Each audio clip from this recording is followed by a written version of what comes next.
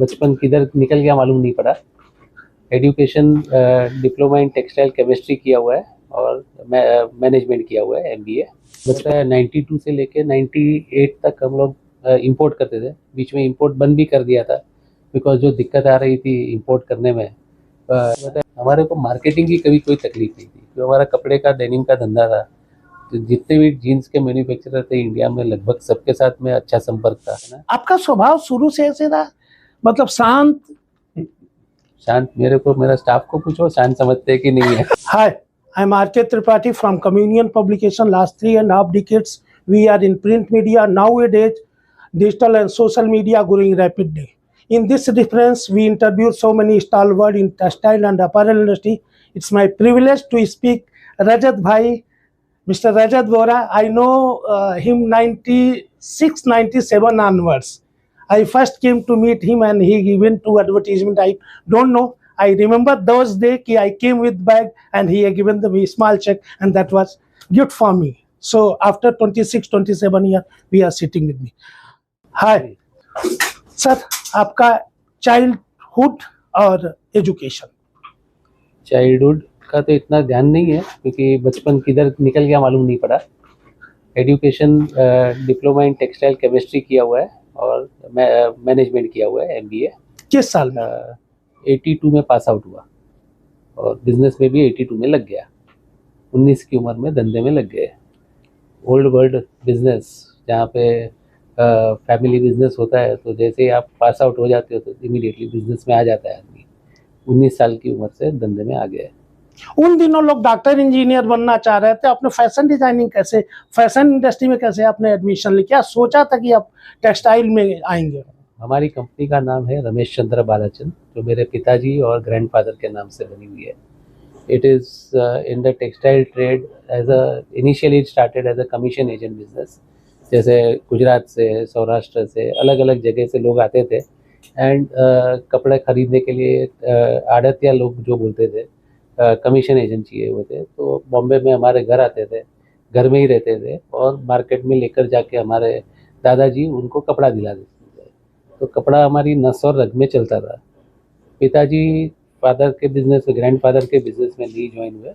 उन्होंने अलग अलग जैसे रेमंड में सर्विस किया, उसके बाद में खुद का ट्रेडिंग का काम चालू किया कपड़े का।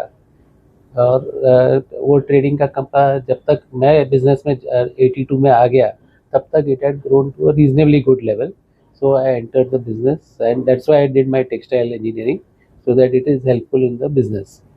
तो स्टार्टिंग में 82 से लेके 85 तक हमारा एक कारोबार था सॉक्स बेचने का, स्वेटर्स बेचने का। रेमंड के सॉक्स और स्वेटर्स जो होते थे वो हम लोग ब्रांडिंग करके रेमंड के नाम से बेचते थे मार्केट में। किस साल की बात है? ये 82 से लेके 85। फिर 85 में रेगुलर मेन स्ट्रीम कपड़े का धंधा पिताजी के साथ और चाचा के साथ ज्वाइन किया और उसमें हम लोग कपड़ा काफ़ी प्रोसेस भी करवाते थे, मिलों से माल लेते थे। तो जो आप मथुरा कोट्स जानते होंगे, आज भी मथुरा थ्रेड्स आता है, वो मथुरा कोट्स का कपड़ा लेके हम लोग ट्रेडिंग करते थे। आगे बढ़ते बढ़ते मफतलाल मिल का भी कपड़ा बेचना चालू किया। मेनली हमारा एक्सपर्टाइज था बॉटम वेयर में। और फिर आगे बढ़ते बढ़ते 87 में डेनिम आया इंडस्ट्री में। डेनिम का धंधा, we were the initial first distributors of denim in the country. 4-5 distributor उन्होंने इंडिया भर में बनाए थे, उसमें से एक हम लोग थे।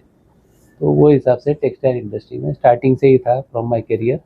And then as we progress further, तो फैमिली काफ़ी बड़ी है, तो हमको लगा कि कोई और धंधा भी होना चाहिए साथ साथ में। अगर एंसिलरी धंधा मिल जाता है, सिमिलर धंधा जो अपनी टेक्सटाइल लाइन, डेनिम लाइन के साथ जुड़ा हुआ है, if we get that kind of a business it would be better, because वो एक ऑटोमेटिक एक्सटेंशन हो जाता है। तो हम लोग उस टाइम पे जीन्स भी बनाते थे, रेमंड्स के लिए बनाते थे, काफ़ी और कस्टमर्स के लिए भी बनाते थे जीन्स। तो हमको एक दिक्कत आ रही थी कि बार बार हमको एक्सेसरीज़ के लिए हमारा प्रोडक्शन रुक जाता था। कोई बटन मैन्युफैक्चरर हमको कभी 100 बटन देता था, कभी 500 बटन देता था। तो हमको भी लगा ये कैसा धंधा है कि भाई जिसमें लोग दे ही नहीं पा रहे, क्योंकि इंडस्ट्री काफ़ी तेज़ी से बढ़ रही थी डेनिम की। और डेनिम का धंधा गारमेंट बना और अगर बटन नहीं है तो आप काम कैसे करोगे। और उस टाइम पे इंपोर्ट करना काफ़ी मुश्किल था। या तो स्मगलिंग होके आता था देश में, या तो फिर लाइसेंस राज था, तो लाइसेंस के द्वारा आता था। तो 92 से 95 हमने कुछ इंपोर्ट करने की कोशिश की, लेकिन हमको समझ में आया कि import is not a practical substitute, because हर टाइम लाइसेंस ढूंढो मार्केट में, लाइसेंस ना मिला तो माल का ऑर्डर समझो कि कहीं पे चाइना में दे दिया है और माल आप मूव नहीं कर सकते हो। तो 95 96 से हमेशा ये सोचते रहा कि भाई कोई ना कोई अपना अगर मैन्युफैक्चरिंग सेटअप इंडिया में हो तो ज़्यादा अच्छा है। तो इत्तेफाक से हाँ सर, आप बताइए। मैं आई एम एन इंजीनियर। जैसा बताया आपने, सबको डॉक्टर इंजीनियर बनना था। हाँ, तो I am a civil engineer. I have done my bachelors from Bombay SPC and masters from USA. अच्छा। और हमारा पहले बिजनेस था कंस्ट्रक्शन का, we were builders. My dad was also civil engineer, लेकिन इंजीन बिल्डिंग लाइन में तभी उतनी अच्छा नहीं था 97 98 में। और रजत और हम लोग काफ़ी बचपन से, we are brothers but we are not real brothers. I think मामा फुआ के लड़के हैं आप लोग। मामा हुआ का लड़के, पर लेकिन मोर देन मामा होता हुआ के है। लड़के फ्रेंडशिप ज्यादा है वो बचपन ज्यादा है, बचपन से। ब्रदर जैसे ही है। हाँ, तो हमारी एक फैक्ट्री थी अंबरनाथ में, जहाँ पे हम लोग बिल्डिंग मटेरियल्स बनाते थे, जैसे कि टाइल्स है, नीरू है, लाइम है। और फिर फैक्ट्री को मतलब कुछ मज़ा नहीं था चलाने में। तो ऐसे बात में बात निकली कि भाई देख, फैक्ट्री पड़ी है, हम लोग इंजीनियर्स भी है, बना सकते हैं। अगर तू कोई प्रोडक्ट बता जो तू बेच सकता है, अगर तू बेच सकता है तो हम लोग बना देंगे वो प्रोडक्ट। तो उसने बोला ये बटन चीज़ है, अगर ये बन जाएगी, ये क्वालिटी बन जाएगी जो चाइना से आता है, तो फिर हम लोग चाहे उतना बेच सकते हैं। इंडिया में कोई बनाने वाला है नहीं दूसरा बड़ी क्वांटिटी में। तो बस वही डिसाइड करके चाइना चले गए। आपने किस साल इंजीनियरिंग की और किस साल आप? मैं 8 इयर्स किया और 90 में मैंने मास्टर्स किया यूएस से। 90 में यूएस से मास्टर्स करने आने के बाद 91 से मैं मेरे पिताजी के साथ कंस्ट्रक्शन बिजनेस में ही था। आपकी उम्र तो उतनी लगती नहीं कि 90? 59 नाउ। 59। तो वो बिजनेस 91 से लेके 98 तक मैं वही बिजनेस में था। कंस्ट्रक्शन थे, बिल्डिंग, काफ़ी सारे बिल्डिंग बनाए बॉम्बे में, आजू बाजू, कल्याण, डोंबिवली, अंबरनाथ में। और जब ये बातचीत हुई तो फिर मैंने सोचा मैं फुल टाइम फैक्ट्री डाल देते हैं, तो फिर मैं फुल टाइम फैक्ट्री में चला गया।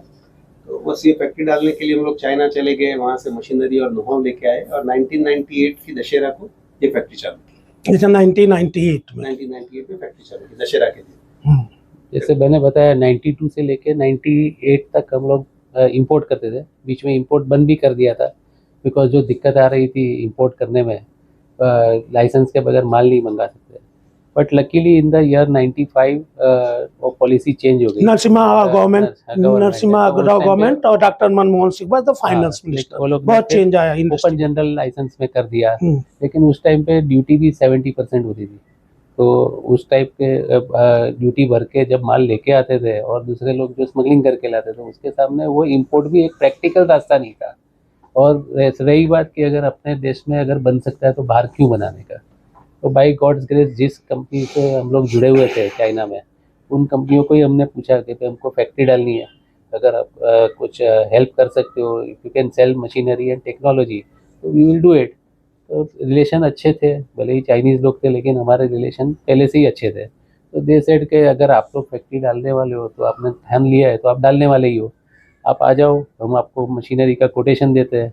मशीनरी का कोटेशन और मशीनरी भी, हमारी फैक्ट्री भी दिखा देते हैं, जमता है तो करेंगे। तो इनके पिताजी जगदीश भाई और मैं चले गए चाइना। किस साल की बात है? 1997 में। और वहाँ पे कोई एक अच्छी फैक्ट्री वाले के साथ उसकी फैक्ट्री देखने चाइना चले गए। फैक्ट्री देखने के बाद इनके पिताजी ने एक ही चीज़ बोला कि चाइनीज़ लोग बना सकते हैं तो हम क्यों नहीं बना पाएंगे, तो हम बना लेंगे। मेरे को समझ में कुछ नहीं आता है यहाँ पे, लेकिन इसने फैक्ट्री दिखा दी है। मैं इंजीनियर हूँ, मेरा बेटा इंजीनियर है, और भी हमारे घर में इंजीनियर्स है। हम लोग इसको अगर इसकी फैक्ट्री में हमको ट्रेनिंग मिलती है तो हम कर लेंगे। तो उसके साथ में मशीनरी का सौदा कर लिया। साथ साथ में ये स्पेसिफिक लिखा है कि भाई 1.5 महीना हम आपकी फैक्ट्री में रहेंगे, ट्रेनिंग लेंगे, उसके बाद में मशीनरी यहाँ पे आएगी। तो बाय गॉड ग्रेस ही एग्रीड टू दैट। बंदा भी बढ़िया था। जब हम उधर ट्रेनिंग के लिए गए तो हमने देखा कि इसकी फैक्ट्री में तो रह नहीं सकते, कि जो इतनी गंदगी थी, वो टाइप का, मतलब फैक्ट्री के माहौल में रहना अपने को थोड़ा मुश्किल लग नहीं रहा होता। था। अच्छा, वहाँ चाइना में? चाइना में। अच्छा। और उस टाइप का चाइना और आज का चाइना में बहुत बहुत फर्क है, बहुत बहुत फर्क है। मतलब अगर जो फैक्ट्री में हम गए तो फैक्ट्री का तो अभी गांव ही नहीं रहा, वहाँ पे बड़ा शहर बस गया। तो वो फैक्ट्री में जाने के बाद उसने बेचारे ने अपने घर की चाबी दे दी कि मेरा ये 3 बेडरूम का घर है, अगर आपको रहना है तो आप ये घर में रह लो। लेकिन ना लाइट थी, ना पंखा था, ना गद्दा था, कुछ नहीं था। उसके साथ घूमने चले गए मार्केट में। नीचे छोटा सा गांव था, जब जाके मार्केट में से खरीदा तो 6,500 में 3 गद्दा, तकिया, ओढ़ना, गैस, पंखा वंखा सब आ पंखा, गया। बिजली की लाइट, सब कुछ आ गया। तो 6,500 में घर चालू हो गया। तो ये बात है 97 98 बाय द टाइम हम लोग ट्रेनिंग के लिए गए, अच्छा। मशीनरी चालू हुई, मोल्ड सब तैयार हो गए, तब तक 98 हो चुका था। तो 98 मई में हम लोग गए थे वहाँ पे। मई में गए, फिर उनके साथ में ट्रेनिंग लिया, ऑन द स्पॉट जो ट्रेनिंग मिली फैक्ट्री के अंदर। तो हमको पहले दिन से आज दिन तक कभी कोई चाइनीज़ को बुलाने की ज़रूरत नहीं पड़ी, because training on the spot उसी जगह पे लिया जहाँ पे माल बनता था। और चलती फैक्ट्री में ट्रेनिंग मिले, उससे ज़्यादा अच्छा क्या हो सकता है। अब वो बात हो गया मैन्युफैक्चरिंग का। मैन्युफैक्चरिंग नहीं, वहाँ उस समय आपका गद्दा आ गया, बाकी तो फूड का कैसे किया, बीइंग ए वेजिटेरियन? वो घर में ही कुकिंग करते थे ना, नहीं, वो घर तो- चालू कर दिया ना। अच्छा। गैस का सिलेंडर, वेजिटेबल राइस सब लाके cook नीचे ही करते थे। मार्केट थी। अच्छा, जहाँ रहते थे उसके घर के 2 मिनट के बगल में ही सब्जी की मंडी थी। और उस हम लोग सब वेजिटेरियन थे, तो सब्जी भी नीचे जाके खरीद लो। राइस ले आओ, सब्जी ले राइस, आओ, दाल, सब- चावल सब। जो था सब नीचे से मिलता था। कम्युनिकेट कैसे करते थे? कम्युनिकेट अभी उस जमाने में तो कोई ये ट्रांसलेटर ये वो कुछ था नहीं, लेकिन somehow or the other हो गया। इशारों ही आप इशारों। पूछो तो समझ में नहीं आता है। लैंग्वेज में ही कम्युनिकेट होता था। मतलब कोई भाषा तो आती नहीं थी उनके, कोई वर्कर को ना हिंदी इंग्लिश आती थी ना हमको चाइनीज आती थी, लेकिन वो टेक्निकल लैंग्वेज में पूरा वो लोग ने और पूरा कोऑपरेट करके पूरा सिखाया। ऐसा नहीं है कि कुछ नहीं सिखाया उन्होंने। हमारे एक और कंपनी के डायरेक्टर है राजू भाई, वो उनको समझ में आ गया था इनको खुश रखना है तो इनको सिगरेट पिला दो। अच्छा, तो सिगरेट का पैकेट 3-4 लेके घूमते थे, उनको चाय और दिन भर सिगरेट। उनको सिगरेट पिलाते रहो, और यारी दोस्ती अच्छी बन गई। They were good people also, They were good. They were good people. जो भी सिखाया मतलब दिल से सिखाया। अब वो फैक्ट्री तो लगा दी, प्रोडक्शन होने के लिए सब कुछ हो गया, लेकिन फैक्ट्री में बटन रिवेट की इंडस्ट्री में सबसे इम्पोर्टेंट पार्ट है कि how do you make the button more beautiful. Electroplating बोलते हैं। अब प्लेटिंग का सबसे बड़ी प्रॉब्लम इंडिया में। हाँ, तो इंडिया में जब हमने उस कंपनी से पूछा, वो भी तो कहीं बाहर ही करवा रही थी, तो जो उसने उस जमाने में हमारे को कोटेशन दिया 3 करोड़ रुपए का दिया। 3 करोड़ रुपया आज में भी इतना बड़ा नहीं लगता, उस टाइम पे तो बहुत बड़ा लग रहा था। बहुत। तो हमने सोचा कि भैया ये 3 करोड़ लगा देंगे तो पैसा कहाँ बनेगा। तो इत्तेफाक से बम्बई में इनके पिताजी किसी के साथ रोज चलते थे। हमारे बिल्डिंग में रहते थे। हाँ, हम लोग ऊपर रहते थे, वो हमारे नीचे रहते थे। कोई कुमार भाई करके थे, चलते थे बरसों से साथ में, लेकिन एक दूसरे का धंधा क्या है वो पूछा नहीं था। अच्छा। तो इत्तेफाक से इन्होंने पूछ लिया मेरे फूफा जी को, जगदीश भाई को, कि भाई इतने 5-7 दिन से 10 दिन से दिख नहीं रहे हो, कहाँ पे हो। तो बोले मैं चाइना गया था। अच्छा। तो बोले क्यों गए थे। तो बोले कि एक फैक्ट्री डाल रहा हूँ बटन की। तो बोलते फिर तो आप उसके ऊपर इलेक्ट्रोप्लेटिंग भी करोगे। तो बोले हाँ करूँगा। तो बोले ये कहाँ से लेके आओगे टेक्नोलॉजी। बोले मैं चाइना से बातचीत चल रही है। बोलते क्या जरूरत है, मैं ही बैठा हूँ ना यहाँ पे, हमारी इंडस्ट्री का भीष्म पितामह मैं He हूँ। was known as God of electroplating. अच्छा, हाँ, that person. मतलब अपने को कभी आइडिया ही नहीं था कि अपने साथ किस रोज नाम ऐसा- से थी, क्या करते थे ये वो लोग? कुमार भाई करके थे। हाँ। हमारे बिल्डिंग में रहते बॉम्बे थे। साइकिल। बॉम्बे साइकिल करके उनकी कंपनी है। अच्छा, अच्छा। He was विश्व पिता बोलते थे इलेक्ट्रोप्लेटिंग का। पढ़े लिखे नहीं थे, हाँ। लेकिन नॉलेज बहुत ही अच्छा था। हम लोग ने इंडिया में भी 2-3 बड़ी बड़ी कंपनी से बातचीत की, लेकिन किसी ने उतना ध्यान नहीं दिया। उनको लगा कि बहुत छोटी प्रोडक्ट है, इसमें क्या धंधा होगा। लेकिन ये कुमार भाई ने यारी दोस्ती में, और वो ऐसे भी रिसर्च ओरिएंटेड आदमी थे, कुछ नया करने का शौक था, तो उन्होंने पूरी जी जान लगा के हमको, जो चाइना में जो इलेक्ट्रोप्लेटिंग होता है और जर्मनी में उस टाइम पे काफी होता था मैन्युफैक्चरिंग। वो तो पूरा हम लोग गए उनके साथ, चाइना गए, जर्मनी गए। उन्होंने जहाँ पे जो भी प्लांट्स वगैरह देखे, उसके ऊपर से उन्होंने पकड़ लिया कि भाई ये चीज़ मैं आपको सेट करके दे दूंगा। तो चाइनीज एंड जर्मन टेक्नोलॉजी का अमालगमेशन करके हमारी फैक्ट्री पहले दिन से ही चालू हो गई। और इलेक्ट्रोप्लेटिंग भी जो चाइना में क्वालिटी बनती थी, वो पहले दिन से हमारे यहाँ बननी ये चालू हो गई। बात है 98 98 प्रॉपर 98 फैक्ट्री चालू किया उस टाइम पे। जब से स्टार्टिंग से प्रोडक्शन चालू किया, जितना भी सीख के आए, स्टार्टिंग में टीजिंग ट्रबल्स तो आते ही है। तो पहले तो फैक्ट्री में इनको माल ही बराबर नहीं निकल रहा था। तो राजू है, दूसरे एक और राजू भाई हमारे है, और एक दीपक भाई करके थे, और दूसरे हमारे टेक्निकल आदमी। लिटरली ये लोग, मैं समझता हूँ कि काफी टाइम तो फैक्ट्री में ही रह जाते 3 महीने तक तो हम लोग ने ऐसा मतलब मैं ये कह सकता हूँ कि ये सारी प्रोडक्ट आपने इलेक्ट्रोप्लेटिंग की है, या ये सारी आपकी की है, है। ये Yes, sir. 99 का रिकॉर्ड है। 99 का रिकॉर्ड है। ये सब हमारा उसी टाइम पे हमारी फैक्ट्री में बना हुआ है। उस समय इतनी अच्छी क्वालिटी नहीं दे पा रहे थे। नहीं ना, हम तो हम दे perfect रहे ही दे पाते, रहे। और कोई नहीं दे पा रहा। ऐसा था ना, हमने जिस दिन पे फैक्ट्री चालू किया ना, हमारे को मार्केटिंग की कभी कोई तकलीफ नहीं थी। जो हमारा कपड़े का डेनिम का धंधा था, तो जितने भी जीन्स के मैन्युफैक्चरर थे इंडिया में, लगभग सबके साथ में अच्छा संपर्क था। तो फ्रॉम डे वन ऑर्डर की कभी तकलीफ नहीं थी। तो जैसे किलर जीन्स वाले हैं, तो उन्होंने हमको बोला कि रजत भाई आपको जितना बनाना है बना लो, 2 लाख बटन 8 लाख रिवेट बना दो। उस ज़माने में लोग महीने का 5,000 10,000 जीन्स बनाते थे, कोई क्वांटिटी नहीं बनाते। क्वांटिटी नहीं थी। दूसरे ब्रांड थी, स्पाइकर थी, पार्क्स था, ट्रिगर था। ऐसे पहले दिन से ही हमारे पास में ऑर्डर की कभी कमी नहीं रही। उल्लासनगर की मार्केट थी, जो भी मार्केट थी, जहाँ जहाँ पे भी खाली एक वर्ड ऑफ माउथ से हमारे को ऑर्डर पहले दिन से मिल गया। तो माल बेचने की तो दिक्कत थी ही नहीं, माल सही बनना चाहिए, क्योंकि हम बोलते तो एक ही चीज़ थे सबको कि हम लोग जो प्लांट लेके आए वो लेटेस्ट इन द वर्ल्ड है, बेस्ट क्वालिटी बनेगी, टाइमली डिलीवरी मिलेगा। और उस दिन से बाय गॉड्स ग्रेस बोलो, बाय पर्सनल मेहनत हमारे मैन्युफैक्चरिंग टीम की, क्वालिटी पहले दिन से हमारी सेट हो गई। पहले 3-4 महीने इन्होंने बहुत कठोर परिश्रम किया। लिटरली मैं बोलता हूँ कि कभी घर भी नहीं आते थे। क्या तकलीफ आई इलेक्ट्रोप्लेटिंग आपकी शुरू हो, उसके बाद क्या तकलीफ आई? इलेक्ट्रोप्लेटिंग तो एक बात है, प्रोडक्शन होता था, वो कभी कभी वो जो प्रोडक्शन का था मोल्ड टूट जाता था। इलेक्ट्रोप्लेटिंग करते थे, कभी कभी वो कलर मैच नहीं हो रहा था, वो फीका पड़ जाता था, मतलब बहुत सारी तकलीफ आ रही पहले। Technical problem. आज तकलीफ लगती ही नहीं है कि एक चीज कैसे तकलीफ आ सकती है, बट जिस आदमी ने काम ही नहीं किया उस लाइन में, क्योंकि ये जो बटन है वो दिखने में एकदम छोटा है लेकिन बनाने में बहुत कॉम्प्लिकेटेड है, इसलिए आज तक इंडिया में कोई फैक्ट्री नहीं आ रही थी। 25 साल से अभी तो कोई बड़ी फैक्ट्री नहीं आ रही थी। उसका रीजन है कि ये बटन दिखने में छोटा है लेकिन बनाने में काफी कॉम्प्लिकेटेड है। तो तकलीफ आई 3 महीना, लेकिन हर एक ऑब्स्टेकल पास होते गए। चाइना का भी सपोर्ट था, कुमार भाई का भी सपोर्ट था। तो एक महीने के बाद हमारी क्वालिटी काफी अच्छी तरह से सेट हो गई। तो उसके बाद वो छोटा टीथिंग प्रॉब्लम था, सब निकल गया। और तभी वो 10-15 मशीन से फैक्ट्री चालू की थी स्टार्टिंग में। तो अभी क्या क्या सेगमेंट चल रहा है? देखिए, तभी हमने जब चालू किया था ब्रास के बटन, ब्रास के रिवेट, ये 2 प्रोडक्ट से चालू किया था। बटन के एक ही मॉडल था 17 mm का बटन, और रिवेट में 2-3 मॉडल थी। एक निपल रिवेट बोलते हैं, एक कैप रिवेट बोलते हैं, और एक फ्लावर रिवेट बोलते हैं। ये 3 रिवेट और एक बटन का मॉडल से काम चालू किया था। जैसे जैसे फिर काम बढ़ते गया, लाइन बढ़ती गई। अब जैसे हम लोग एक बार घूमने गए थे चाइना, कुछ टेक्नोलॉजी के लिए, एडिशनल टेक्नोलॉजी के लिए।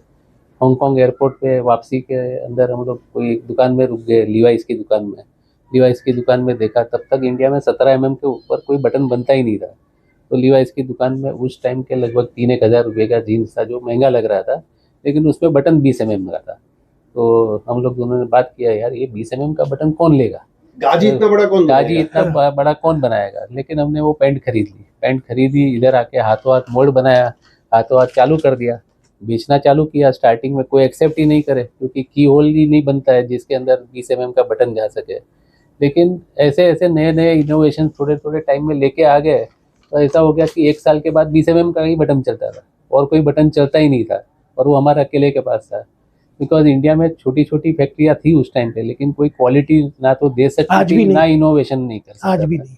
वो वही, क्योंकि बिकॉज चाइना इतना सस्ता है कि लोगों ने सोचा कि इंडिया में क्यों हम फैक्ट्री डालें, trading is a easier option. और हमने पहले दिन से यही सोचा था कि ट्रेडिंग ही करते रहेंगे तो अपना कहाँ बड़े होंगे। कोई भी और ट्रेडर, तो ट्रेडिंग तो कोई भी कर सकता है, मैन्युफैक्चरिंग लोकली करके, on time delivery, good product at a reasonable price, at a time bound manner देना, वो तो लोकल प्रोडक्शन होगा तो ही होगा।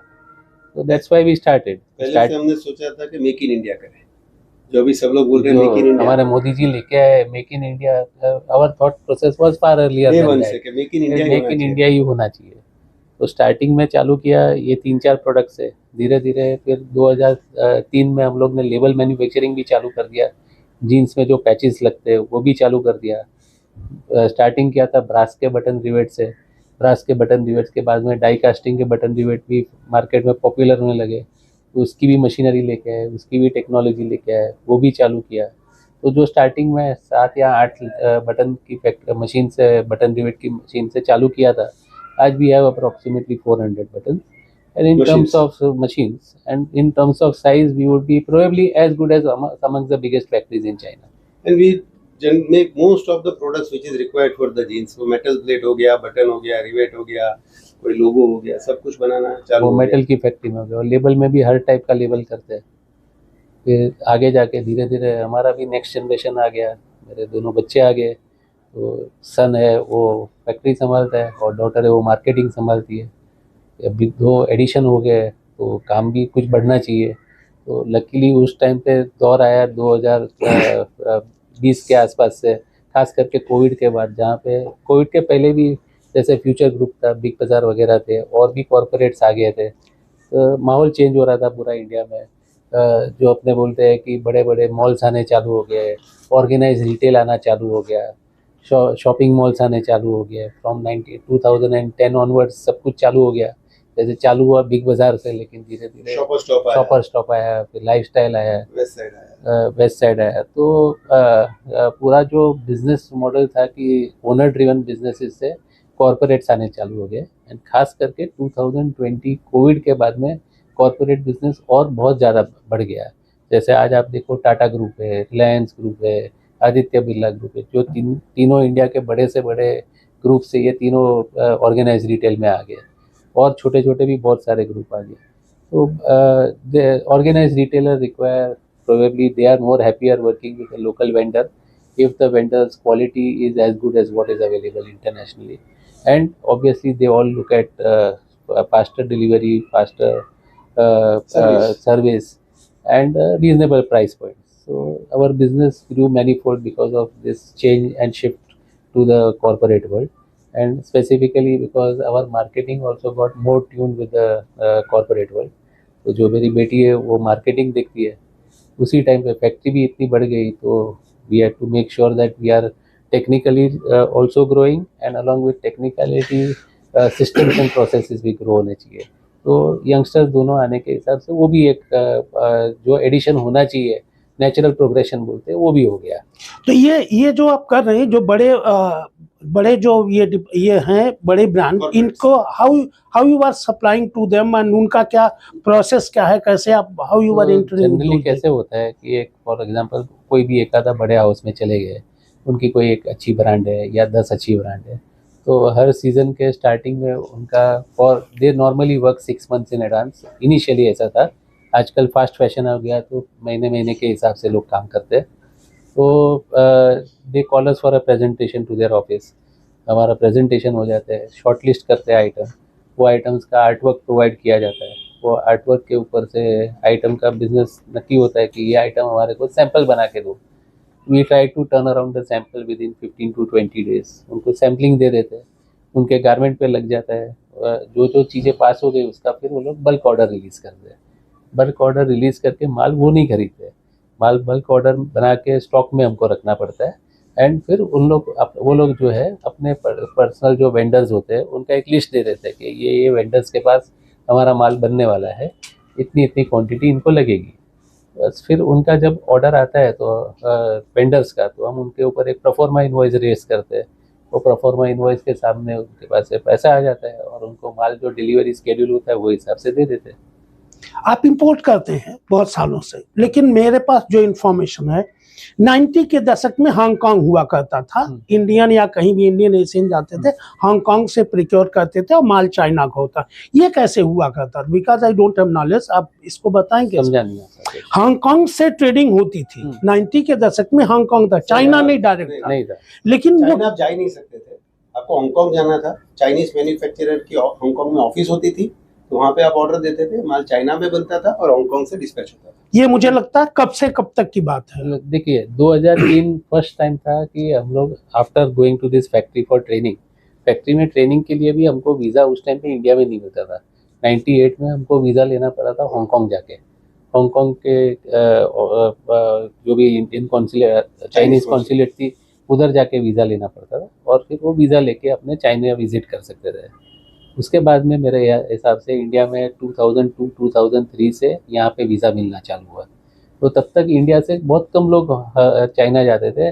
जिसका किसी का हांगकांग का प्रेजेंस हो, कोई कंपनी का, वो मालिक आपको लेके जावे तो ही आप जाके चाइना में फैक्ट्री और देख सकते थे, प्रोक्योरमेंट कर सकते थे। I think generally the trade between India and China, trading whether it's in garments, whether in accessories, fabric और any other field, 2002-2003 when the world had opened up for us, and that was the time when China became accessible to us. बस अभी 1997 तक Hong Kong was British territory. हाँ, 97 में उसकी independence, 98 में उसको independence हुआ। तो that Hong Kong was different, China was different till then. लेकिन 98 के बाद जब चाइना और हांगकांग चाइना में चला गया, तभी से थोड़ा थोड़ा इजी होने लगा, लेकिन 2002-03 के बाद ज़्यादा इजी हो गया।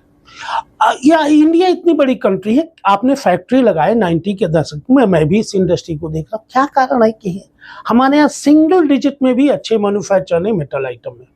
उसका कारण है, जैसे राजू भाई ने समझाया कि it is technically not that easy a product.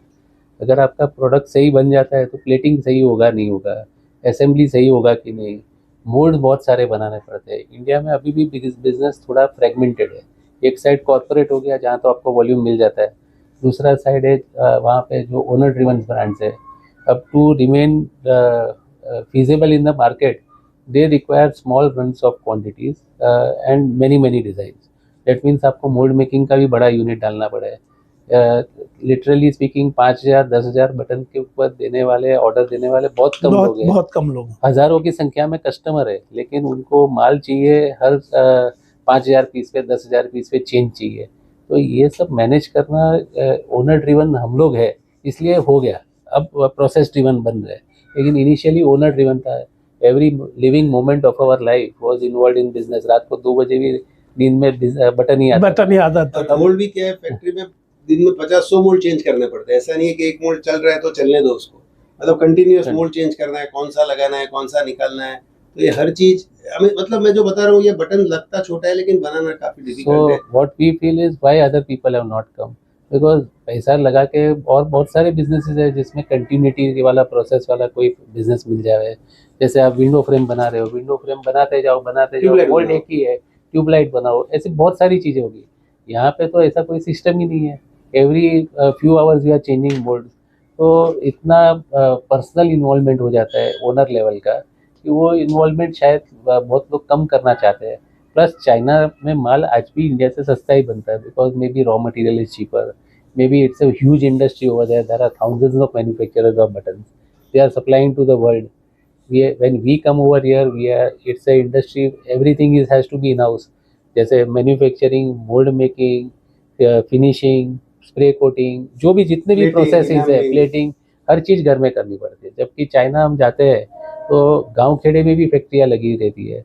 एक आदमी खाली बटन की टोपियाँ बना रहा है या रिवेट की टोपियाँ बना रहा है, उसके बाद में हर एक जो दूसरा प्रोसेस होता है वो बाहर होता है। जैसे कलरिंग करना है, इलेक्ट्रोप्लेटिंग करना है तो दूसरी फैक्ट्री उसी एरिया में, वही गांव में हो जाता है, वही शहर में हो जाता है। फिर उसके बाद में कलरिंग करना है तो दूसरी फैक्ट्री में चले जाता है, स्प्रे कोटिंग करना है तीसरी फैक्ट्री में चले जाएगा, असेंबलिंग करना है तो चौथी फैक्ट्री में चले जाएगा। तो they have brought it down to a science. The moment you come to India, there is no such availability because it's not a huge business, not too many manufacturers are there. तो होगा क्या कि आपको हर चीज़ घर में डालनी है। And when you become that big, अपने को यहाँ पे each and every government institution के जो भी कायदे कानून सब लग जाते हैं। So automatically you are paying ESIC, you are paying PF। तो हर खर्चा एक मैन्युफैक्चरर पे आ जाता है। चाइना में वो सब लगना नहीं है। एंड मोस्टली जो भी इम्पोर्ट्स चाइना से आता है, एवरीबडी नोज कि आगे पीछे जाके ज़्यादातर जितने ट्रेडर्स आते हैं कुछ ना कुछ कम ज़्यादा करके लेके आ जाते हैं। तो उसके बाद में कॉम्पिटिटिव करके हमारे, जैसे मैंने बताया कि marketing was never an issue for us from day one. Customer base was always there. As of today we have approximately 1000 active customers and maybe 1300-1400 brands we are working for.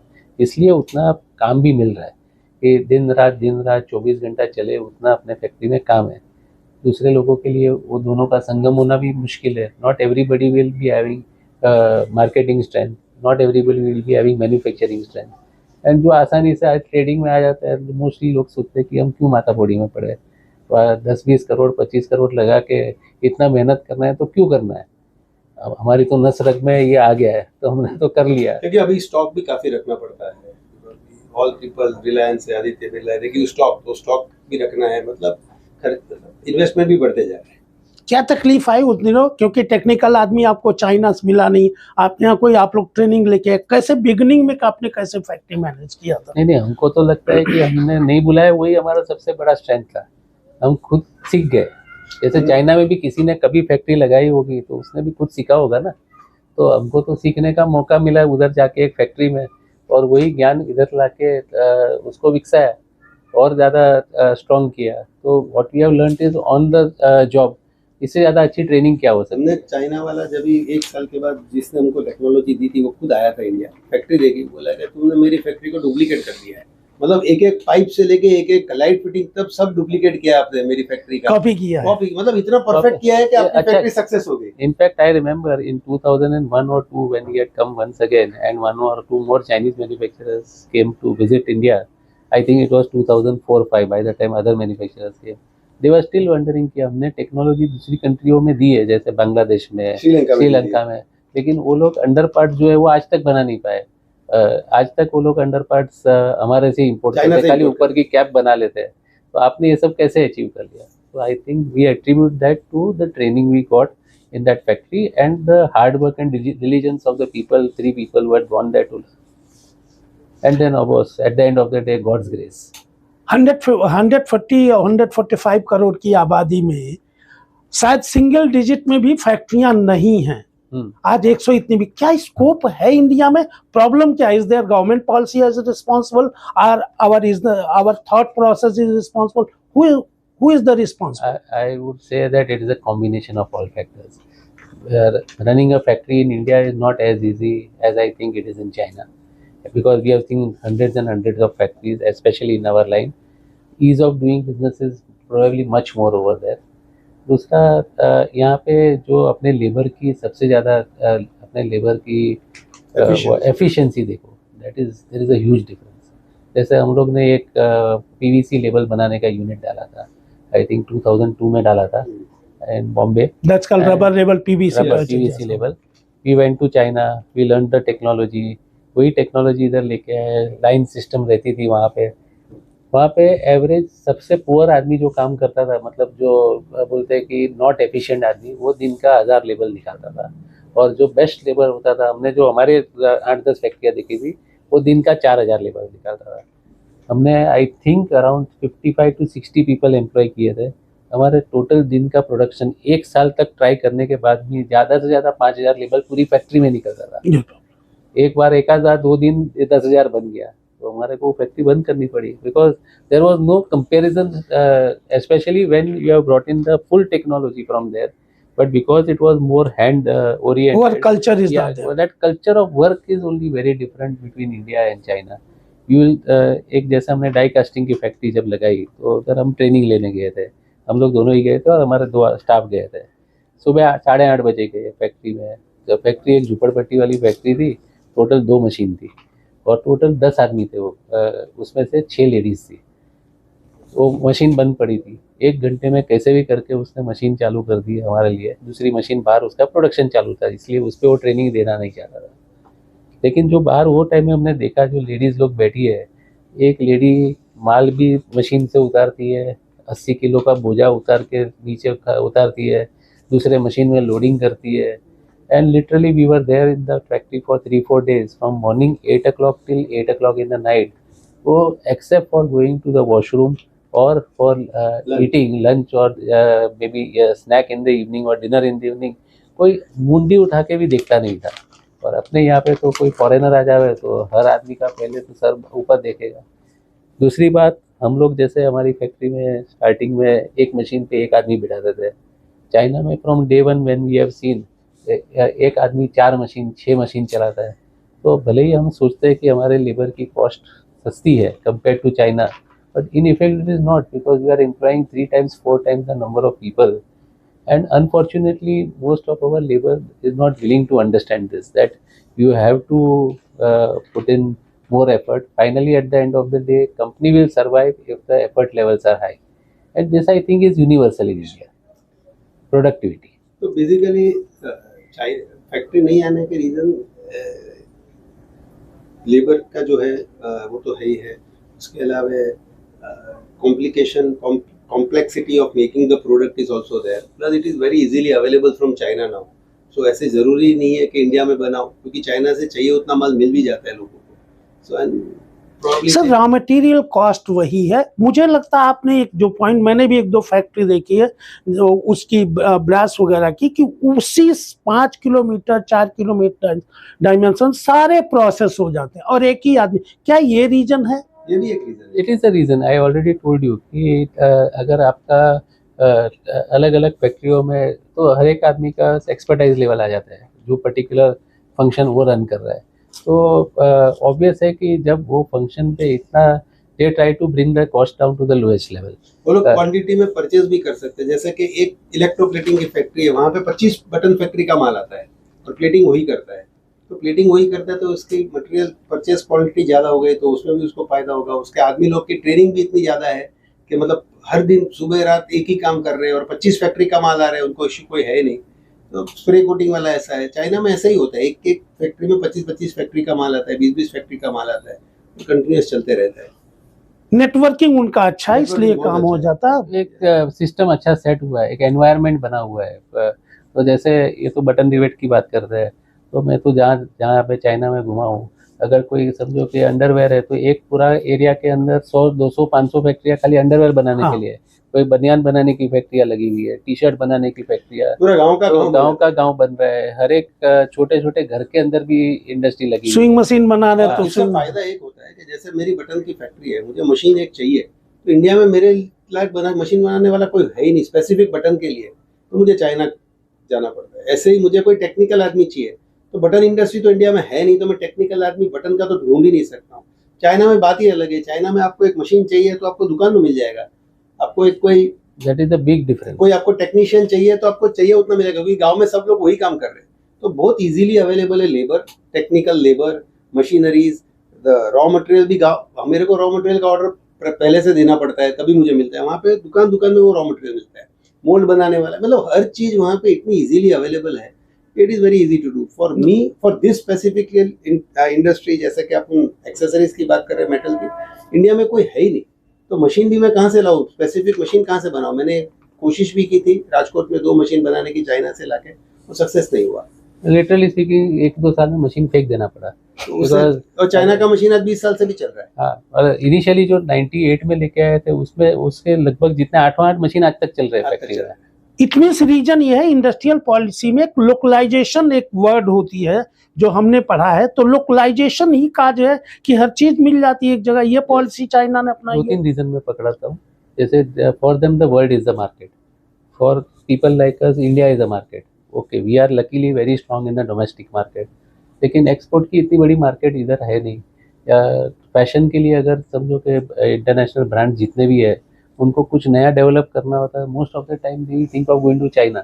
Initially Turkey जाते थे, Italy जाते थे, Germany में भी होता था, मतलब काफ़ी सारे यूरोपियन कंट्रीज़ में डेवलपमेंट होती थी।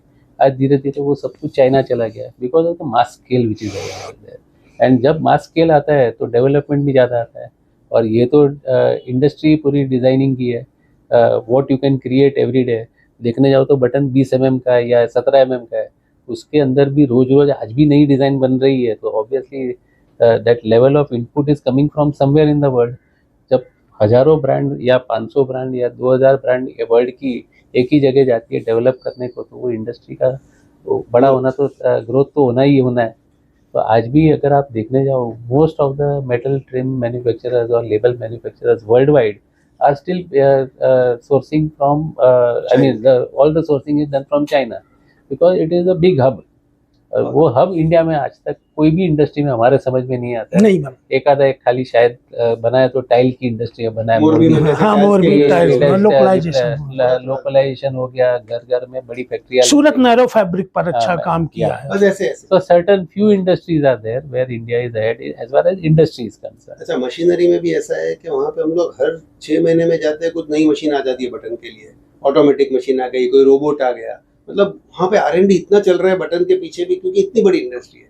इंडिया में कोई R&D करेगा नहीं एक फैक्ट्री के लिए, इतना खर्चा करेगा नहीं। सो चाइना में वो जो मशीनरी का इवॉल्वमेंट है, सब कुछ नई नई चीज़ है, हर केमिकल हर चीज़ में, प्लेटिंग फिनिश में, वो एकदम फास्ट होता है because it's a huge industry there. Trimming में देखा जाए तो इंडिया ने 2-3 सेगमेंट में काम ठीक किया मेरे नॉलेज में, narrow fabric, zipper, but polyester button और मेटल बटन की प्रॉब्लम क्यों नहीं सॉल्व हो रही है? पॉलिएस्टर बटन तो I think some of the very good factories are I think they are making as good as anything in the world.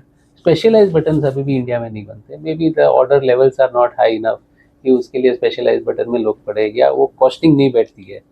But otherwise I think at least polyester buttons में मेरे को लगता नहीं है ओवन लेवल्स भी इधर oven levels में ठीक है, घर घर की जैसे इंडस्ट्री ओवन लेवल में प्रॉब्लम नहीं, नैरो फैब्रिक प्रॉब्लम मेन फर्क क्या आता है, ऐसा मेरे को लगता है, which we have analyse many a time, कि मशीनरी जो लगती है एंसिलरी मशीनरी, जैसे आज हम लोग मोल्ड बनाते हैं हमारी फैक्ट्री में, आज मोल्ड की अच्छी मशीन लेने जाओ तो 50-60 लाख रुपया, 1 करोड़ के नीचे कोई मशीन नहीं है। आज चाइना में चले जाओ, because it is serviceable locally, आपको 5 लाख 7 लाख 10 लाख में तो अच्छी से अच्छी CNC मशीनरी मशीन मिल मिल जाएगी, जाएगा। CNC engraving machine. अब कहाँ 5 लाख 10 लाख और कहाँ 50 लाख 1 करोड़ रुपया, तो एक लेवल प्लेइंग फील्ड ही अपने को नहीं मिलता, because that industry has grown to the grass root level over there. Metal के मोल्ड्स बनाने हैं, मोल्ड बनाने का शीशी जैसी जगह है चाइना में, जहाँ पे कम से कम मैं समझता हूँ कि 100 मैन्युफैक्चरर रहेंगे मोल्ड में। खाली मोल्ड बनाने के। कार्ड मोल्ड, आपको अगर कोई मोल्ड चाहिए तो 1 से लेके 4 घंटे में मोल्ड बन जाता है। 2-4 आइटम हम लोग कभी कभी अभी भी थोड़ा बहुत कोई चीज़ इंपोर्ट चाइना से इसलिए करते हैं कि एक नयापन आता रहे, whatever is coming new in the trade you are always abreast, sampling आएगी तो कभी कभी वहाँ जाते हैं तो बोलते हैं भाई ये माल का सैंपल मेरे को कल सुबह तक चाहिए। अपनी मीटिंग शाम को 8 बजे हो रही है, सुबह 10 बजे आदमी होटल में आके लिटरली 100 पीस 500 Sample पीस दे अपने हाथ में प्लेटिंग किया हुआ, एनेबलिंग किया हुआ, जो भी प्रोसेस बोलो, उसका मतलब उसका मोल्ड भी बन गया रात को, उसका प्रोडक्शन भी निकल गया, उसने कोई ना कोई फैक्ट्री के साथ टाई अप करके उसका प्लेटिंग भी कर दिया। Now this is unimaginable in India इसका because exam of the huge industry over there. इसका एग्जांपल मेरे पास भी है। When we are participated in different, Thailand में था जीएफटी एक एग्जीबिशन लगती है, I recommended some people why you are not purchasing from India, he replied me, जितने देर में इंडियन फोन का रिप्लाई नहीं करता उतने देर में चाइना माल दे देता है। सही बात है, that is true, because That is true. I mean, ancillary industry इतनी स्ट्रांग है वहाँ पे कि हर खुद का काम फटाफट करके दे देता है। यहाँ पे कोई एक ही जन को सारा काम करना है, तो it is true. in a way we calculate this as a plus point for us. Entry level is so high कि दूसरे कोई जल्दी ज़्यादा मैन्युफैक्चरर्स आते नहीं हैं, but we are putting in lot of efforts to increase our factory itself, number of machines itself, employment भी generate होती है, and by God's grace that first mover advantage is there, so we are still growing. And we have got all certifications what are required for any top brands in the world right now. But you people not supplying to the exporters, you are looking for the only garments people, domestic people. The reason What the being, we reason? have been very very strong in marketing. Our fabric division is also there अच्छा। into the domestic market. From day one हमारा domestic market में अच्छा setup रहा है। By God's grace, the factory is running 24 hours with local manufacturer. Exporters के साथ क्या होता है, पहले आप सैम्पलिंग करो, ऑर्डर आया तो आया, नहीं आया तो नहीं आया, तो दैट प्रोसेस हम तो हमारे को अभी तक इतना समझ में नहीं आया। कोई एक्सपोर्टर के साथ चार्ज कर रहे हैं, ऐसा नहीं है कि टोटली नहीं कर रहे, but very But few. now we have got nomination from PVH, we have got nomination PVH. from Gap. So अब हमारे को वो मार्केट के लिए हम एक्टिवली देख रहे हैं। एज आई सेड, तो फर्स्ट पड़ाव जो था वो हमको जाना था कि भाई हर एक अच्छे कॉरपोरेट के अंदर हमारा माल जाना चाहिए, बिकॉज वो तो हाईएस्ट ग्रोइंग सेगमेंट इंडिया में ही है, तो वहाँ पे we have been able to crack it quite well. Now the next 2 years our planning is very clearly कि भाई यहाँ से अपना एक्सपोर्ट भी होना चाहिए, not only that we are supplying to this international brands locally in India but also abroad. So that process has started. उनके लिए काफ़ी सर्टिफिकेशन चाहिए थे, जो हम लोग ने लास्ट 2 साल के अंदर सब ले लिया है, and now we are poised for growth in that department also. Luggage industry बहुत बड़ी है, ह्यूज है, but the process the moulds which are required over there are little different. Shoes industry भी बहुत बड़ी है, उसमें भी रिवेट्स वगैरह जाती है, बट हमारी एक्सपर्टाइज लेवल ये फील्ड में आ गई है, तो हर घोड़े पे तो आदमी चढ़ नहीं सकता है। You have to do hard work where you are already entrenched, and that itself is still a large field. We may be contributing maybe 2% of the Indian requirement of metal buttons, rivets, labels. Still 98% is left. Na? तो 98% left. How much share of the import, and how in your calculation, how much share of the imported accessories and how much from India? As I said, that I may be contributing, I think, 2 to 3% at the most of the Indian industry as far as metal trims are concerned. Probably that 98% belongs 95 to to 97% is still coming from China. from China. Huge market. मतलब all people are this importing and selling over there.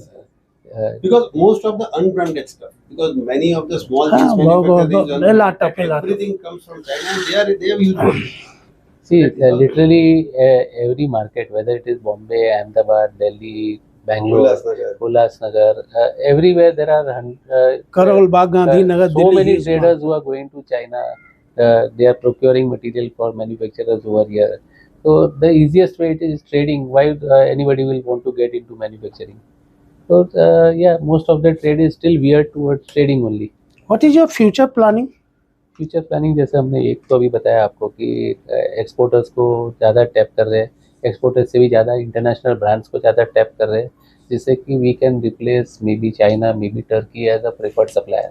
We have taken And part in exhibition in Egypt also. We have taken part in exhibition in Amsterdam also. So now we are thinking of talking to all the big international brands. I mean, we have already started that process. As I said, that 2 nominations we have already got. So once that business starts off, automatically it will grow in that field. So that volume-driven business which we are literally missing over here in India, that will start coming in from there. Since last 3 years, we have put a lot of focus on sustainability. Just my question was there. Okay. What you are doing on So sustainability? we have put a lot of focus on. We have make an entire range of sustainable buttons and labels, and which are appreciated throughout the world wherever we go for exhibition. For our affluent, we are treating it at the tertiary level also, and most of the sustainable things what we are just putting in our process. Over and about that अभी जैसे solar power डाल रहे हैं, तो what ever helps the environment. जैसे इन्होंने अभी बताया कि ईटीवी प्लांट हमारा जो है स्टेट ऑफ द आर्ट है, कि जो वाटर डिस्चार्ज कर रहे हैं, जीरो डिस्चार्ज वाला वाटर कर रहे हैं, जीरो कंटेमिनेशन वाला वाटर डिस्चार्ज कर रहे हैं. So whatever in our own way we can do, plus getting the products which make a sustainable product, उसके अंदर भी काफ़ी काम कर रहे हैं. ऐसे काफ़ी प्रोडक्ट बनाए हैं जिसमें मिनिमम पानी जाता है, मिनिमम केमिकल जाता है, and they are all sustainable range. कम से कम 80-90% लेस वाटर एंड केमिकल का यूज होता है. लेबल में हम लोग ऐसे ही प्रोडक्ट बनाते हैं which are sustainable. So we have come up with a very good sustainable range. In last 2-3 years we have started. Now we have got a really good sustainable range. जिसको sustainable चाहिए, हमारे पास काफ़ी चीज़ available है. Worldwide लोग हमारे ऊपर निगाह लगा के बैठते हैं, बहुत बड़ी population, and I think in we have good thing is that our purchasing power is very different. You can purchase the 50 rupees shirts and you can get the 5,000 rupees shirt. Buyers all over. How you are looking about the future of Indian garment market? Right now it is going through a difficult phase because most of the corporates have come in. Organized retailing is growing and growing. Most of the organized retailers have come up with lower end brands. जैसे आपने नाम जूडियो सुना होगा, जैसे रिलायंस की भी काफ़ी सारी ब्रांड है. तो जो लेवल पे वो लोग प्राइस पॉइंट पे माल लेके आ रहे हैं और फैशन भी फास्ट चेंज कर रहे हैं, तो that is forcing out small manufacturers out of business. Small MBOs are finding it more and more difficult to survive because खर्चे सबके बढ़ते जा रहे हैं. लेकिन फुटफॉल्स आज, अगर जैसे मैं खुद भी आज अगर जाना चाहूँ कहीं पे, रविवार को घूमने के जाना है, तो मैं मॉल में चला जाऊँगा. वे मेरा खाना पीना भी हो जाएगा, मूवी भी हो जाएगा, शॉपिंग भी हो जाएगा, घर के लिए कुछ ईटेबल्स लाना है वो भी हो जाएगा. तो that whole concept has change at the metros and it is now going to be down and tier 2, tier 3 cities also. So that's why a lot of organized retailing is growing in those areas also. So right now it's going through a churning phase. Maybe another 3-4 years, again these big corporates also will bring their product level up. The smaller ones who sustain, they will also bring their product level up, and there will be more of a level playing field. And MBOs भी जो मैं देखता हूँ आज के दिन में, जो हिसाब से MBOs है, only the ones who are really good at their work, they will survive. But market will always grow because of the population he and growth the India is growing at 6.5%, fastest growing economy है, तो वो तो grow होना ही होना है. तो purchasing power भी बढ़ते जाएगा. तो market ultimately will grow. Whether it will grow more, obviously it will grow more in corporate level, but it will always grow. Future challenges, आपका point of view? Future challenges में तो वही है कि भाई ईज ऑफ बिजनेस अगर government करती है तो धंधा और बड़ा हो जाएगा. अगर government gives us more incentives to be able to export या इंपोर्ट रॉ मटेरियल कोई चीज़ में करनी है, and if you are re-exporting, if the business becomes easier in terms of importing and re-exporting, then we can also supply to the world, which we are unable to do just now. I personally point. feel Make in India is export substitute, import substitute. It is as good as export because आपका foreign exchange तो बनता ही है जब आप यहाँ से लेते हैं विज़ विज़ चाइना से मंगाता है, तो एक्सपोर्टर्स को जो बेनिफिट मिलता है, ऐसी हमारी जो ऐसी इंडस्ट्री है जो मेक इन इंडिया में सिर्फ एक तो इंडस्ट्री है, अगर कुछ बेनिफिट मिल जाए उसका, because we are absolutely import substitute right now. आपके पास 4 कंपनियां हैं, सबका क्या क्या रोल है, मतलब कोई कंपनी क्या करती है, डेनिम क्या करती है, ये तो फैशन एक्सेसरीज जो फैब्रिक पे है उसमें एक कंपनी है, parent company is Ramesh Chandra Balachand, उसके साथ साथ में रजक टेक्सटाइल्स और Vardhman textile, they are all the product is the same, mill wise हमने खाली बाइफरकेशन किया। अच्छा अच्छा। ये 10 मिल का काम रमेश चंद्र बालाचंद में करते हैं, 5 का रजक टेक्सटाइल, 5 का वर्धमान में, that is the only reason for that. As far as accessories is concerned, we have 2 companies. One is which is into manufacturing of metal trims, another one which is into manufacturing of labels and tags. So both factories are situated at Ambernath. It's a 7,000 square meter plot in which we have about 70,000 square feet. One is 20,000 square feet factory, one is 50,000 square feet factory. And now we are planning to go up a little vertically. So maybe add on 10,000 and 20,000 in the other factory, another 30,000 foot बढ़ाने का सोच रहे हैं। तो यही हमारा next phase of growth आएगा, because as of now अभी हमारी फैक्ट्री काफ़ी मशीन वगैरह से आदमी से भर गई है। आप डेनिम इंडस्ट्री में बहुत पुराने हैं, क्या कारण है आज भी बांग्लादेश का डेनिम बड़ी अच्छी मानी जाती है या क्वालिटी वाइज आपके हिसाब से? देखिए, Bangladesh is one country which I think majority of their business is garmenting. People a few years back were quite poor over there, and जितने भी उधर एंटरप्रेन्योर्स थे, इंडियंस भी और बांग्लादेशी भी, वो लोग ने पूरा जी जान लगा दिया वो इंडस्ट्री पे। वहाँ पे वो लोग ने पहले दिन से प्रोडक्टिविटी को पकड़ के रखा है। लेबर सस्ती थी और productivity most important, I attribute productivity. तो बांग्लादेश में to the best of my knowledge and I visited quite a few factories over there, एक आम आदमी जो बनाता है लाइन सिस्टम के अंदर, तो एवरेज पर पर्सन 25 से लेके 35 जीन्स तक की प्रोडक्शन निकलती है।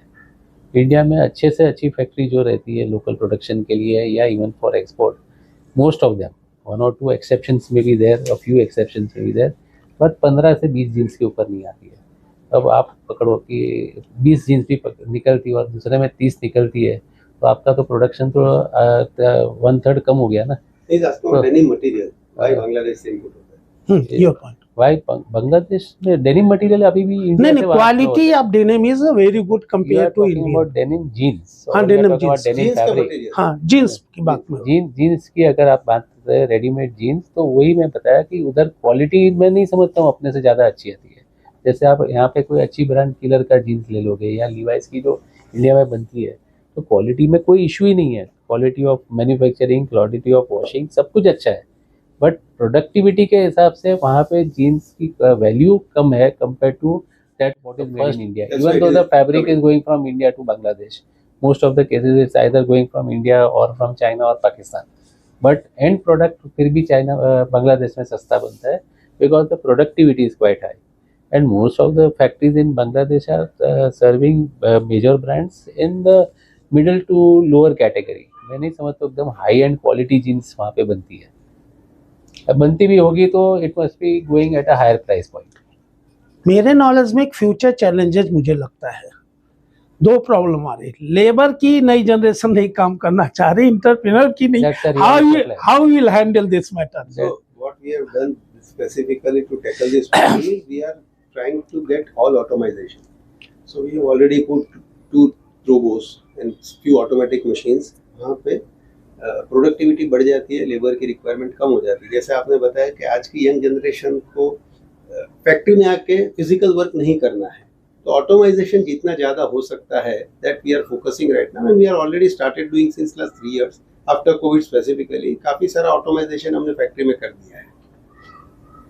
ग्लोब वाइज देखा जाए, यूरोप ने गारमेंट बनाना खत्म कर दिया, ये टर्की वगैरह वो भी लगभग सारी मशीनें इंडिया आ चुकी हैं, तो हम इस चीज को, हमारे पास अपॉर्चुनिटी है, सब कुछ है, परचेजिंग पावर है, चाइना है, चाइना की भी कॉस्ट बढ़ रही, तो ग्लोब वाइज कौन काम करेगा? साउथ अफ्रीका कर नहीं सकता, इजिप्ट बहुत बड़ा कर रहा है, सबसे बड़ा कर रहा है। इजिप्ट में जो हमने खास करके डेनिम इंडस्ट्री देखी है, we are planning to put up a plant over there. Still in the planning stage. अभी ये वॉर वगैरह हो गई तो हाँ, इससे सब दुनिया डिस्टर्ब हुई पड़ी है। दुनिया डिस्टर्ब हुई पड़ी है, but because of their good relations with USA and European markets, तो उनको ड्यूटीज़ नहीं है, इसलिए it's become a major hub. अब जब वहाँ पे जाके दिखते हैं तो factories are huge with the latest technology, robotic arms वगैरह सब कुछ है।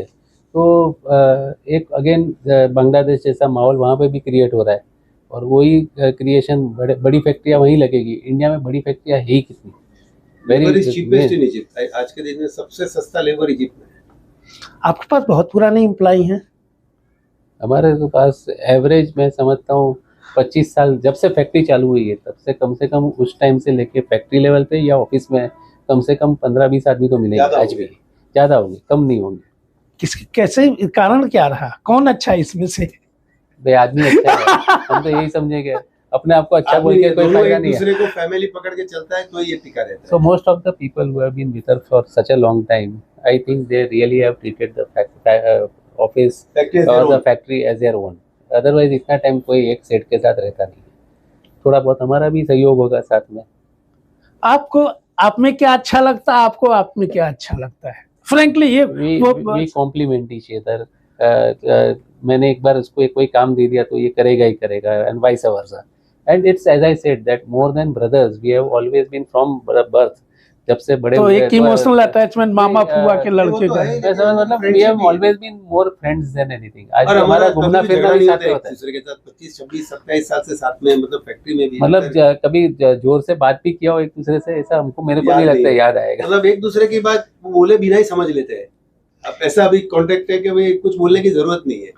मैं कल किसी से बात कर रहा था, उन्होंने कहा कि आपका स्वभाव शुरू से ऐसे रहा, मतलब शांत।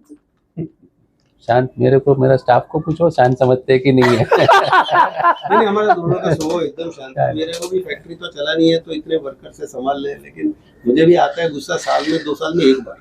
वो भी ऐसा गुस्सा आता है कि कोई गुस्सा नहीं बोलते उसको, लेकिन हमारा तो शांत स्वभाव से जो काम निकलता है वो गुस्से से नहीं निकलता। अपना ब्लड प्रेशर बढ़ता है तो बेटर है। मुझे हम लोग लग रहा है कि वही बेटर है। कुछ नई जनरेशन के लिए आप दोनों का एक एक विचार, मतलब जो मन में आप बोल सकते। मतलब हमारी फैक्ट्री में आई हुई जनरेशन नहीं, इंटायर कंट्री की बात कर रहा हूँ, क्या होना चाहिए आगे? I think for them the world is waiting, and पूरा न्यू एज बिजनेसेस में तो young generation they are doing well. कितने सारे यूनिकॉर्न्स इंडिया से भी बने हुए हैं। तो सोच जिसकी बड़ी है एंड मेहनत करने वाले लोग के लिए तो वर्ल्ड इज देयर। बिकॉज पढ़ाई लिखाई अच्छी है, एंटरप्रेन्योरियल क्लास अपने देश में ज़्यादा है, and overall I think India का माहौल है कि आगे बढ़ेगा ही बढ़ेगा, उसमें कोई दो राय नहीं है। मुझे लग रहा है नई जनरेशन आज की है। हमारी जनरेशन अलग थी कि काम काम काम काम काम करती थी। ये आज की जनरेशन काम भी कर जानती है और एंजॉय भी करती जानती है। वो सैटरडे संडे एंजॉय भी करेगी और मंडे टू फ्राइडे आंख बंद करके काम भी करती है। They balance their life, more balance in their life. हमारी जनरेशन में ऐसा नहीं था। हमारी जनरेशन में काम का ज्यादा था, जब भी टाइम मिला तभी घूम के आगे, ऐसा था। इनका एकदम वर्क लाइफ बैलेंस बहुत अच्छा है। Maybe that adds to their productivity also. 100%. They know exactly what they should do more than us. I am quite sure about them that they will do well. जैसे हमारी factory में भी या office में जैसे मेरी बेटी आई या फैक्ट्री में सन आया, तो definitely both of them have brought many changes which maybe two of us would have never been able to do. हम लोग day to day minute to minute personalization में पड़े हुए थे। वो लोग ने बोला कि भाई डिसेंट्रलाइज करो।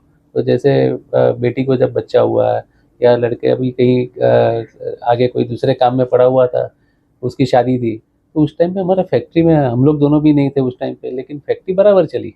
प्रोडक्टिविटी कभी बढ़ भी गई उस टाइम से, सेट लोग होते थे उससे ज़्यादा। तो दैट मीन्स सिस्टम प्रोसेसेस जो वो लोग लेके आए उसने कुछ ना कुछ तो फ़र्क कर ही दिया।